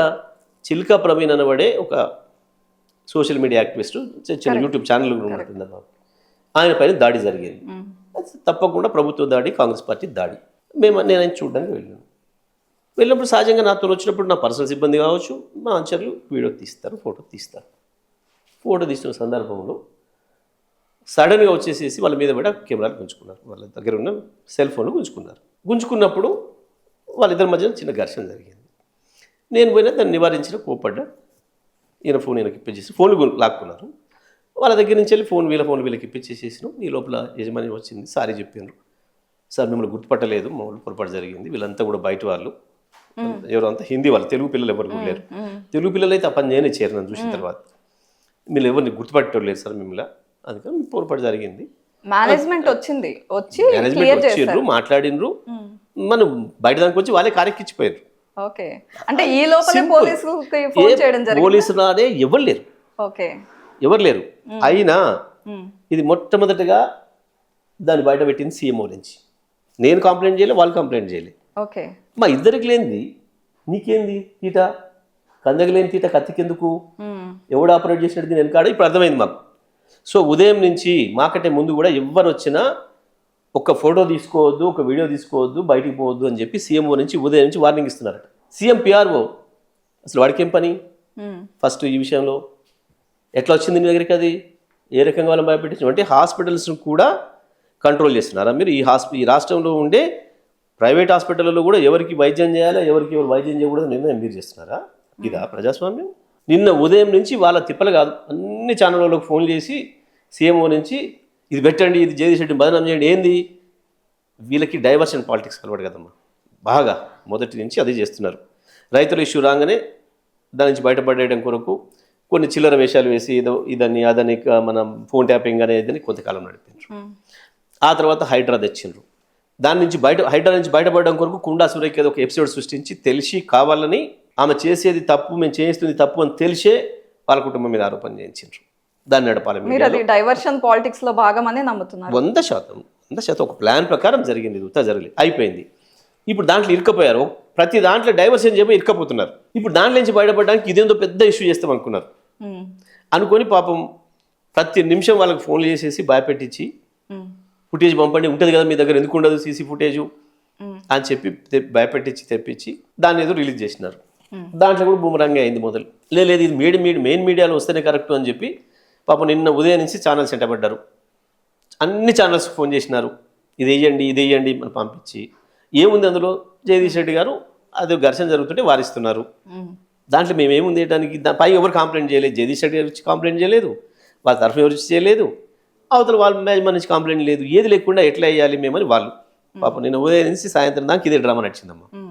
ఇక సాయంత్రం ఒకటి 2 ఛానల్ ఏదో పాపం వాళ్ళ ఒత్తిడికో వీళ్ళకి కూడా ఇష్టమయ్యో ఒక 2 ఛానల్స్ వేసినట్టున్నారు. ఏముంటుంది కాదంటే చిన్న విషయం. అందుకే నేను మీరు ప్రశ్న అడగంగానే చిన్న విషయం ఏదో పరికి మళ్ళీ చెప్పింది. అందుకే కరెక్టే, చిన్న విషయమే ప్రజల్లోకి వెళ్ళిపోయింది కాబట్టి ఒక క్లారిటీ మీ వైపు నుంచి అదే తీసుకున్నాను. చెప్పిన నేను అదే చెప్తున్నాను. యాక్చువల్గా నేను దాని పెద్ద ఇష్యూ అనేది చూడలేదు. చిన్న జరుగుతుంటే వాళ్ళు గుర్తుపట్టక చేసినామన్నారు, అయిపోయింది. దాని బదులు మనం ఎందుకు పట్టించుకోవాలి? మేనేజ్మెంట్ మొత్తం వచ్చినారు, వచ్చి సారే చెప్పి నన్ను కారణానికి వచ్చి కారు ఎక్కించి సార్ మళ్ళీ జరగకుండా చూసుకుంటాం సార్ అని చెప్పినారు. అయిపోయింది, నేను క్లోజ్ చేయాలి. గౌరవం అంటే గట్లా ఉంటుంది, గౌరవం ఉండడం పరస్పరం. కానీ ఇట్లా ఉండదు, ఈ చిల్లర వేషం. హరీష్ రావు గారు చెప్పింది అయిపోవాలి అట్లా అనుకుంటే కూడా, కానీ దాన్ని లాగడం డైవర్షన్ పాలిటిక్స్ అని గిందికే అంటున్నాను. రైట్. ఇంకొన్ని రోజుల్లో 1 year ఆఫ్ రూలింగ్ కంప్లీట్ అవుతుంది రేవంత్ రెడ్డి గారిది. ఆయన వచ్చిన దగ్గర నుండి ప్రజాపాలన ఇది, ప్రజల కోసం నేను ఎటువంటి నిర్ణయాలైనా తీసుకుంటాననే ఒక మాటతో ముందుకెళ్తున్నారు. మీకు ఎట్లా అనిపిస్తుంది ఆయన రూలింగ్? వాస్తవానికి ఎప్పుడైనా బర్త్డేలు చేసుకుంటారు, ఎవరైనా పుడితే చనిపోయినప్పుడు ఆ వార్షికోత్సవాలు చేస్తారు. ఇప్పుడు తెలంగాణ ప్రజలు ఆ పరిస్థితిలో ఉన్నారు. బతుకమ్మ పండుగను కూడా సంతోషంగా చేసుకునే పరిస్థితుల్లో లేరు. 1 కోటి పైగా జనాభా ఉన్న హైదరాబాద్ ప్రజలు కావచ్చు, నెమ్మది వాళ్ళ గ్రామాలకు విస్తరించి పట్టణాలలో కూడా ఒక్కొక్క పట్టణంలో దాదాపు 10-15 వేల మంది, ప్రతి పట్టణంలో ఉన్న చెరువులలో కూడా అదే పరిస్థితి వచ్చింది. ప్రజలు గంత బాధలో ఉన్నారు, దుఃఖంలో ఉన్నారు. ప్రతి ఒక్కరు మాట్లాడుకుంటారు. నేను అనడం కాదమ్మా, మీరు వెళ్ళి ఏ మహిళను కదిలించండి, ఎవరిని కదిలించండి, హైదరాబాద్ ఒక్కరు కూడా సంతోషంగా పండుగలు చేసుకునే పరిస్థితుల్లో లేరు. వీళ్ళ ఏడాది పూర్తి అనేది ఏడాది మాసికంలాగా అయింది తప్ప, చీకటి రోజుల్లాగా ఉన్నాయి తప్ప ప్రజలకి ఏ రకమైన ఉపయోగం లేదు. పాలన పడకేయడం పక్కన పెట్టండి, పాలన ప్రజా వ్యతిరేకంగా సాగుతుంది. ఇది ఒక ప్రజా వ్యతిరేక పాలన. సంవత్సరం కాలంగా ప్రజాపాలన కాదు, ప్రజా వ్యతిరేక పాలన సాగుతుంది, అణచివేత పాలన జరుగుతుంది. ఎన్ని దాడులు, ఎన్ని కేసులు, ఎన్ని దుర్మార్గాలు. ఇప్పుడు మీరు నిన్నటిదే చూసినారు, హాస్పిటల్ సంఘటన చూద్దాం. అంటే ఒక హాస్పిటల్లో ఒక పేషెంట్ ఎవరు చేరిండ్రు, ఎవరికి హాస్పిటల్ ట్రీట్మెంట్ ఇవ్వాలి, ఎవరికి ఇవ్వకూడదు అనేది కూడా వాళ్ళు నిర్ణయించి చెప్పే దశకు వచ్చిండ్రు అని అంటే ఏం నడుస్తున్నట్టు ఈ రాష్ట్రంలో? పోలీసు రాజ్యం మాత్రమే, ఒక్క పోలీస్ డిపార్ట్మెంట్ తప్ప ఇంకోటి పనిచేస్తలేరు. పోలీస్ డిపార్ట్మెంట్ కూడా అధికార పార్టీ చెప్పిన పద్ధతుల్లో తప్ప ఇంకో రకంగా లేదు. ఎక్కడన్నా సమస్యలు వస్తాయి, తప్పకుండా ప్రభుత్వ వైపరీత్యాలు వస్తాయి. వచ్చినప్పుడు పార్టీలకు అతీతంగా వాళ్ళకి ధైర్యం ఇవ్వడం అనేది మన బాధ్యత. ప్రభుత్వానికి కాదు, రాజకీయ పార్టీది కూడా బాధ్యత. అక్కడ పోయినప్పుడు కూడా దాడులు చేస్తారా? ఎందుకు చేస్తున్నారు? ఖమ్మంకు ముఖ్యమంత్రి పోతే ప్రజలు నిలదీసారు, మాకు జరగాల్సిన సాయం జరుగుతలేదని అడిగారు. తెల్లారి మేము బీఆర్ఎస్ టీం పోతే ఆదరించారు, స్వాగతించారు. అది తట్టుకోలేక సాయంత్రం వరకు చూసి సాయంత్రం చివరి నిమిషంలో దాడి చేశారు. ఈ రకంగా ప్రవర్తిస్తే నిన్న కేటీఆర్ గారు అక్కడ వేసి బాధితుల దగ్గర వేసిస్తుంటే ఆడ దాడి చేశారు. ప్రతి చోట ఇటువంటివి. కేవలం పోలీసును మిస్యూజ్ చేసి పోలీసుల మీద ఆధారపడి బతుకుతుంది ప్రభుత్వం తప్ప ఇంకొకటి లేదు. కానీ జనరల్గా మన చరిత్ర మొత్తం తెలుసు. ఎప్పుడు రాజు క్రూరుడైనప్పుడు ఆయన ఆగత్యాలను తట్టుకోలేక ప్రజలు తిరుగుబాటు చేసే ఒక సందర్భం వస్తుంది, అప్పుడు పోలీసులు పడుతుండేది. తర్వాత మన డెమోక్రటిక్ కంట్రీస్లో కూడా వివిధ హామీలు ఇచ్చి ప్రభుత్వంలోకి వస్తాం కాబట్టి మనం ఆ హామీలు నెరవేర్చలేకపోయినప్పుడు ప్రజలు నెమ్మదిగా అడిగి ప్రభుత్వానికి విజ్ఞప్తులు చేసి కడుపులో తలబెట్టి కాలు పట్టుకొని అడిగి అన్ని చేసినా విననప్పుడు వాళ్ళ వాయిస్ పెంచడం కొరకు వాళ్ళ సౌండ్ గట్టిగా వినిపించడం కొరకు కొన్ని రకాల ధర్నాలు ఉద్యమాలు చేస్తారు, కొన్నిసార్లు బంధువులు చేస్తుంటారు. ఆ టైంలో మాత్రమే పోలీసుని వాడేది గత ప్రభుత్వం. కానీ ఇక్కడ విచిత్రంగా డే 1 నుంచే పోలీసుని వాడడం మొదలైంది. పోలీస్ మీద ఆధారపడ్డ ఏ పార్టీ కూడా ఏ ప్రభుత్వం కూడా మనగడ కొనసాగించలేదు. It is very clear. ఇది మన చరిత్ర చెప్పిన పాఠం. మొన్న మధ్య కేటీఆర్ గారు మాట్లాడుతూ మాకు కూడా 40 సోషల్ మీడియా ఛానల్స్ ఉంటే మేము ఖచ్చితంగా అధికారంలోకి వచ్చేవాళ్ళం, సోషల్ మీడియాని బాగా ఉపయోగించారు అనే మాటలు మాట్లాడారు. పార్టీని పటిష్టం చేసుకోవడానికి కేసీఆర్ గారు ఎటువంటి డైరెక్షన్ ఇస్తున్నారు, ఏ విధంగా మీరు ముందుకెళ్ళబోతున్నారు? తప్పకుండా అమ్మ, డెఫినెట్గా మేము అనుకున్న దానికంటే అడ్వాన్స్గా ఈ ప్రభుత్వం వైఫల్యం చెందుతుంది. ప్రజలు కేసీఆర్ కొరకు ఎదురు చూసే పరిస్థితి వచ్చింది. వాస్తవానికి ఎప్పుడైనా మీకు ముందే చెప్పినట్టు ఎలక్షన్స్ వచ్చినప్పుడు మాత్రమే ఉండేది. కానీ వాళ్ళు మనం చూస్తున్నాం, ప్రజల హాహాకారాలు చూస్తున్నాం. మీరు వాళ్ళు ఎక్కడికి వెళ్ళి మీరు వాళ్ళ ముందు మైక్ పెడితే వాళ్ళు అడుగుతున్న మొదటి మాట కేసీఆర్ అన్న రావాలి మాకు.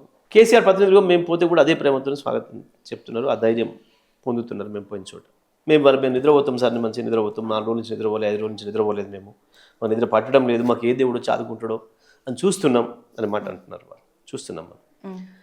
సో మళ్ళీ అప్పుడే ప్రజల్లో మొదలైంది పాశ్చాత్తాపం మొదలైంది. అయ్యో మన మీద ఆశ పోయి దెబ్బతిన్నాము అనే భావన. అంటే మోసపోయారు ప్రజలు. కేటీఆర్ గారు చెప్పినట్టు వాళ్ళు వాళ్ళ ఫేక్ మీడియాని పెట్టుకొని చాలా దుర్మార్గంగా చెప్పిన అబద్ధాన్ని 100 సార్లు చెప్పి, ఇయ్యలేని హామీల్ని కూడా 100 సార్లు చెప్పి ప్రజల్ని నమ్మించి మోసం చేసిననేది స్పష్టంగా అర్థమైపోయింది. రైతాంగానికి అర్థమైపోయింది, మహిళలకు అర్థమైపోయింది, యువకులకు అర్థమైపోయింది, నిరుద్యోగులకు అర్థమైపోయింది, అన్ని వర్గాల ఉద్యోగస్తులకు కూడా అర్థమైపోయింది, అన్ని వర్గాల ప్రజలకు అర్థమైపోయింది. ఈ పాలన ఇవాళ ఏడాది నుంచి కేవలం కొద్దిమంది వ్యక్తుల కొరకు, వాళ్ళ సంపాదన కొరకు మాత్రమే నడుస్తుంది తప్ప ప్రజల వైపు వీళ్ళ చూపు లేదు అనేది చాలా స్పష్టంగా కనపడ్డది.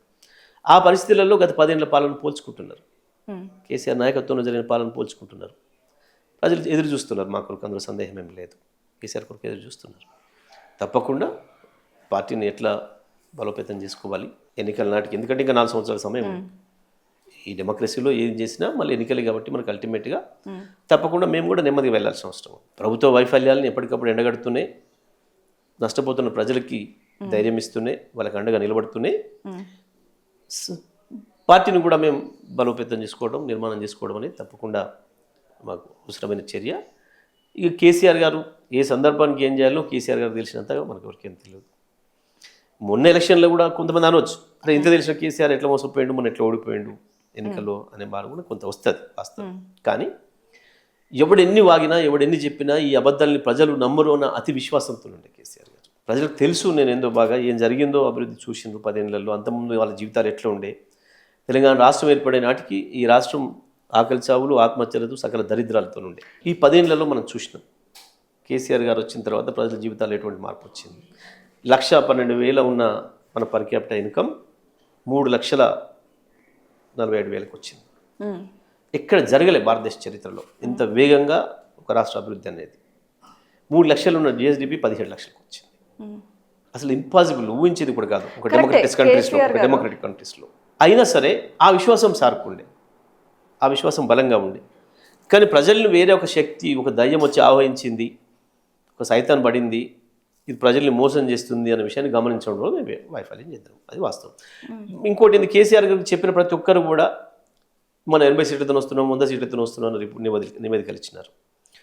సర్వే వాళ్ళు కూడా మోసపోయినారు, సర్వే వాళ్ళు మోసపోయినారు, ఇంటెలిజెన్స్ వాళ్ళు మోసపోయినారు. ఎందుకు అంటే చివరి నిమిషం దాకా ప్రజల్లోంచి వ్యతిరేకత బయటపడలే. ఇక్కడ కేసీఆర్ గారి మీద ఒక మాట విమర్శ రాలే ఎవరి నుంచి. వీళ్ళు మాట్లాడేదే తప్ప, ప్రతిపక్ష నాయకులు కార్యకర్తలు మాట్లాడేదే తప్ప ప్రజల్ని, సాధారణ ప్రజల నుంచి రాలేదు. అది ఏ సభలు చూసినా కూడా అట్లా అనిపించలేదు. రైట్. కానీ కొంత వాళ్ళు ఎక్కువ ఏదైతే కేసీఆర్ 10 ఇచ్చిన కాడ మేము 15 ఇస్తామని, కేసీఆర్ 1,00,000 ఇచ్చిన కాడ మేము 2 లక్షలు ఇస్తామని, కేసీఆర్ 1,00,000 ఇచ్చిన కాడ మేము కొత్తలో బంగారం అదనంగా ఇస్తామని, ఇంటింటికి 2,500 ఇస్తామని రకరకాలుగా చెప్పినారు. అందులో కొద్దిమంది నమ్మినారు అమాయకంగా. మొత్తమే మనం నమ్మలేదు. మేము 1.5% కదా రిఫరెన్స్ మాకు. కొంతమంది నమ్మినరు, అట్లా వాళ్ళు మోసం చేయగలిగినారు. ఒక అబద్ధాన్ని 100 సార్లు చెప్పడం ద్వారా మోసం చేయొచ్చని, లేదా ఒక ఆశ కల్పించడం అనే విషయంలో కూడా ఆశలు కల్పించవచ్చు అని కానీ 100 సార్లు చెప్పి వాళ్ళు నిరూపించరు. ఒకసారి. సో కాబట్టి ఆ రకంగా మొన్నటి ఫలితం వచ్చింది. మీరు చెప్తున్నవన్నీ కరెక్టే. కాకపోతే అప్పుడు ప్రధానంగా వినిపించిన మాట చాలా మంది ఎమ్మెల్యేల మీద వ్యతిరేకత ఉంది, మార్చాలి అని అనుకున్నప్పుడు చాలా గట్టిగా వాస్తవం మీరు అనేది కూడా కొన్ని చోట్ల మా వాళ్ళు చాలా బహిరంగంగా బదనమైన వాళ్ళు ప్రజల్లో, వాళ్ళ వల్ల, వాళ్ళ కుటుంబ సభ్యుల వల్ల, వాళ్ళ ప్రవర్తన వల్ల జరిగిన నష్టం ఏదైతే ఉండేనో దాన్ని సరి చేసుకోవాల్సిన సందర్భం ఉండే వాస్తవానికి. కానీ ఎందుకో కేసీఆర్ గారికి వాళ్ళపైన విశ్వాసం ఎక్కువ ఉండే, వాళ్ళు సరి చేసుకుంటారులేమన్న భావన వరకు ఉండే, దాంతో కొన్ని మార్చలేదు వాస్తవమే. అది మీరు అన్న వాదన కూడా ఒకటి ఉంది. అది మారిస్తే నిజంగానే గెలిచేవాళ్ళమా లేదా అనేది ఇక రాజకీయాల్లో అన్ని ప్రయోగాలే కదమ్మా. 2+2 4 అనేది ఉండదు కదా రాజకీయాల్లో. కరెక్ట్. ఒకసారి మైనస్ అవుతుంది. అది పాలిటిక్స్ ఈజ్ ఆల్వేస్ డైనమిక్స్. ఏ నిమిషంలో ఏ నిర్ణయం తీసుకోవాలో తీసుకుంటాం, అది కొన్నిసార్లు సక్సెస్ అవుతుంది, కొన్నిసార్లు ఫెయిల్ అవుతుంది. రైట్. మరి నెక్స్ట్ ఎలక్షన్లో 2+2 4 ఖచ్చితంగా అవ్వాలని ట్రై చేస్తారా? తప్పకుండా. కొన్నిసార్లు 22 కూడా అవుతుంది. ఓకే. మళ్ళీ తిరిగి కేసీఆర్ వస్తాడు అనే విషయంలో సందేహం లేదు. ఇవాళే మాట్లాడుతారు ప్రతి ఒక్కరు, ఎవరిని కదిలిచ్చినా మాట్లాడుతారు. ఇవాళ ఏ వర్గం హ్యాపీగా ఉన్నారమ్మా? ఈవెన్ హైదరాబాద్లో ఉండే వ్యాపారస్తులు, బిల్డర్లతో సహా బాధపడుతున్నారు, ఏడుస్తున్నారు అందరూ. మొత్తం రాష్ట్ర ప్రగతి ఆగిపోయింది, అభివృద్ధి కుంటుపడింది. అసలు పాలన అనేది ఏం జరుగుతుంది అనేదానికి ఇక్కడ ఒక చిన్న ఇది లేదు, రూపు లేదు, రేఖ లేదు, ఆధారం లేదు. డిస్ట్రక్షనే తప్ప, మొత్తం డిస్ట్రక్షన్, కూల్చివేతలు, అణిచివేతలు తప్ప ఈ సంవత్సర కాలంలో ఏమీ లేవు చెప్పుకోవడానికి, మాట్లాడుకోవడానికి, ఇది మా విజయం చెప్పుకోవడానికి.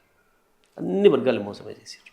చాలా ఆశ్చర్యంగా 2014 ముందు ఏదైతే వ్యాపారస్తులు ఇందిరా పార్క్ దగ్గర పారిశ్రామికవేత్తలు ధర్నా చేశారో ప్రపంచ చరిత్రలో మొదటిసారి విద్యుత్ విషయంలో, ఇవాళ మొత్తం హైదరాబాద్లో ఉండే బిల్డర్స్ కావచ్చు, వ్యాపారస్తులు కావచ్చు, అదే పరిస్థితిలో ఉంది. ఇవాళ మొత్తం ఫ్యాక్టరీలు, సిమెంట్ ఫ్యాక్టరీలు ఉత్పత్తి తగ్గించుకునే పరిస్థితికి వచ్చినాయి.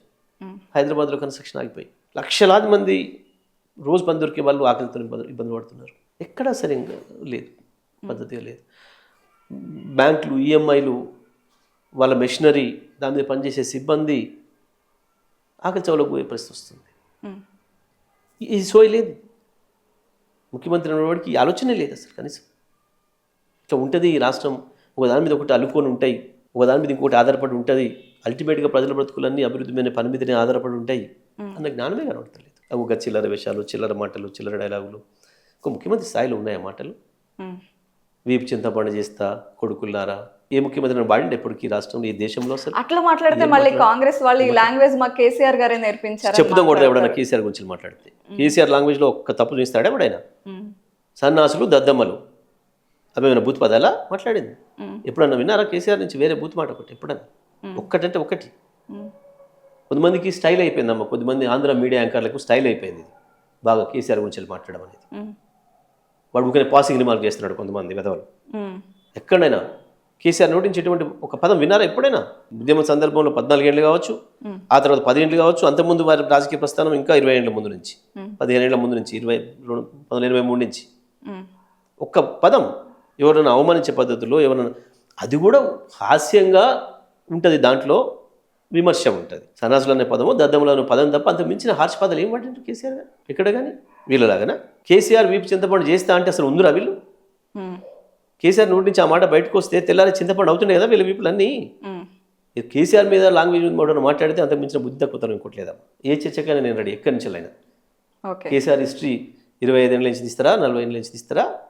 ఎప్పుడు కూడా ఉద్యమ సందర్భంలో ఒక ఎమోషన్ క్రియేట్ చేయడం కూడా ఇటువంటి మాటలే. సో ఆయన పదజాలం జస్ట్ వ్యంగ్యంగా మాత్రమే ఉంటుంది కానీ ఆయన మాటలు బూత్ కానీ అవతల వాళ్ళని హింస పెట్టే పద్ధతిలో కానీ, అవతల వాళ్ళని అవమానించే పద్ధతిలో కానీ ఎప్పుడు కూడా లేదు. రైట్. కేసీఆర్ గారిని ఏ విషయంలో అయినా ఆయన వైపు ఇది తప్పుంది అని చెప్పే లోపలే జగదీష్ రెడ్డి గారి వాయిస్ చాలా పెరిగిపోతుంది, చాలా కోపం వస్తుంది, ఆగ్రహానికి గురవుతున్నారు.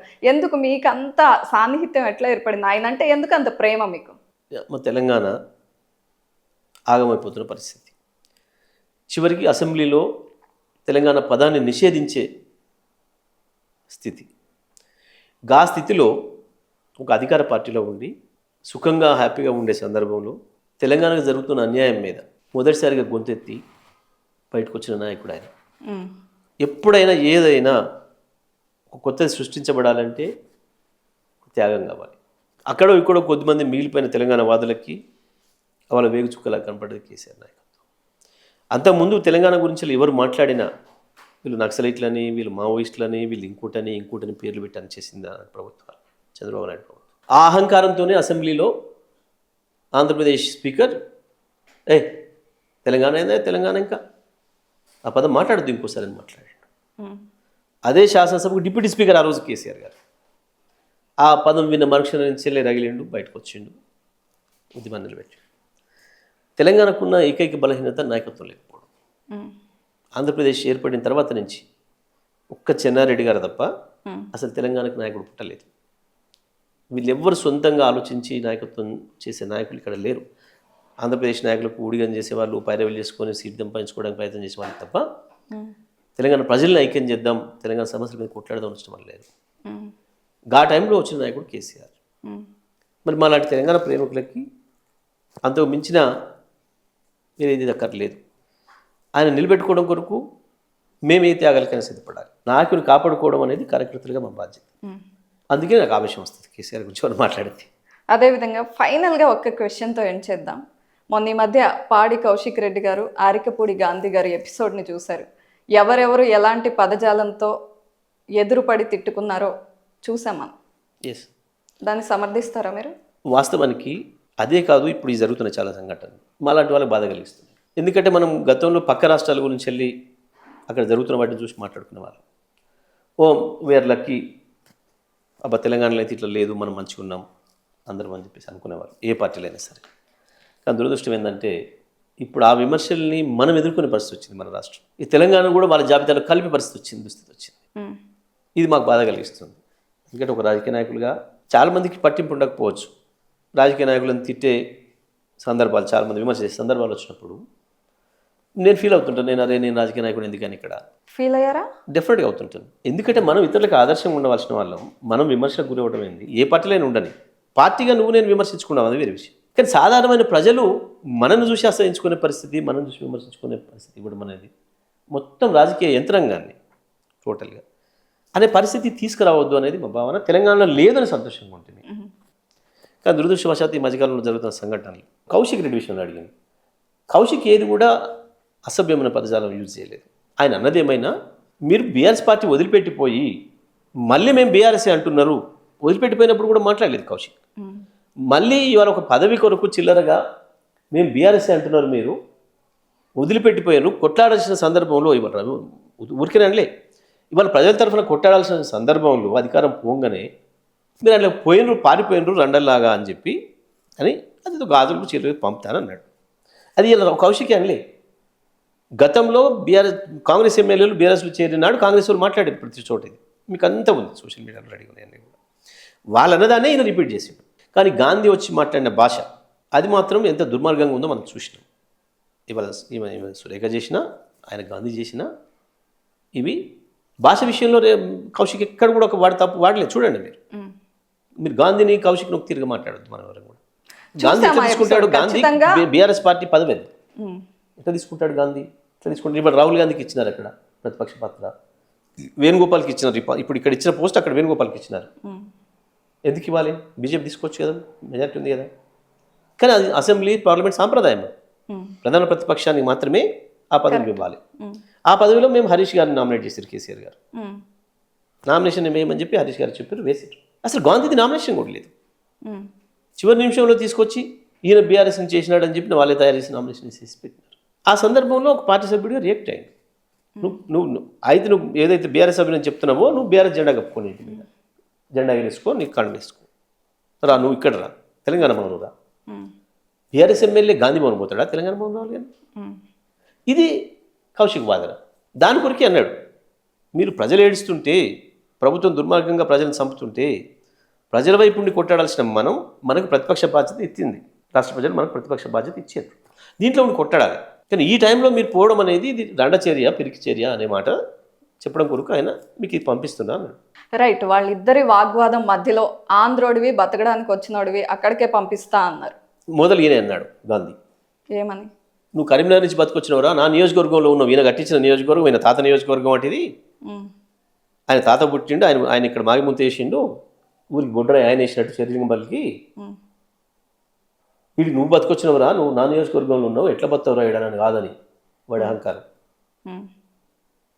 కానీ అక్కడ అధికార బల్బ్ మాటలు, ఇలా అధికారం ఉందనే బల్బ్ మాటలు. తప్పకుండా దీనికి పే చేయాల్సి వస్తుంది ఒకరోజు. కరెక్టే మీరు చెప్పేది, కానీ ఈ మాటల వల్ల ఆంధ్ర ప్రాంతం నుంచి వచ్చిన వాళ్ళు హర్ట్ అయ్యారా లేదా? మొట్టమొదలు రేవంత్ రెడ్డి తీయరు ఒకసారి. ఎన్నికల ముందు ఏం మాట్లాడిండు రేవంత్ రెడ్డి? ఆంధ్రలో అడుగులో మడులొత్తుడు కేసీఆర్, ఆంధ్రలో అల్లుడు లెక్క నెత్తిన పెట్టుకుంటున్నాడు. This what's used by mister CM. వాడు వ్యక్తులు అన్నంత మాత్రం భయపడిపోరు ప్రజలు.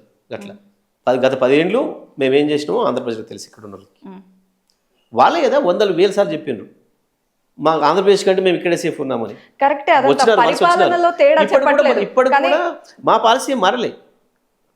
ఆ రోజుకు ఆ క్షణంలో మీరు ఇంతకుముందు అన్నారు కదా ఏదో ఆవేశంలో ఉద్వేగంలో ఏదో మాట్లాడుతారు అని. ఆ క్షణం వచ్చిండొచ్చు ఆ పదం, కానీ దానికి అది అది అది అది మన నిర్ణయం కాదు, లేకపోతే ఇంకోటి కాదు. దానికి ఎవరు పట్టించుకుంటాడు? ఎవరు పట్టించుకోడు. పొల్లు పదాలు ఎవరు పట్టించుకోడు. ఆయన గాంధీ అన్న ఆయన సొంతం కాదు, ఈయనన్నా ఈయన సొంతం కాదు. ఎవరన్నా వాళ్ళిద్దరి మధ్య జరిగిన ఫైట్ అది పట్టించుకోవాలి అంతే తప్ప దాన్ని ఎవరు సీరియస్ తీసుకుంటాడు. Right. Thank you Jagadish Reddy garu. Thank you.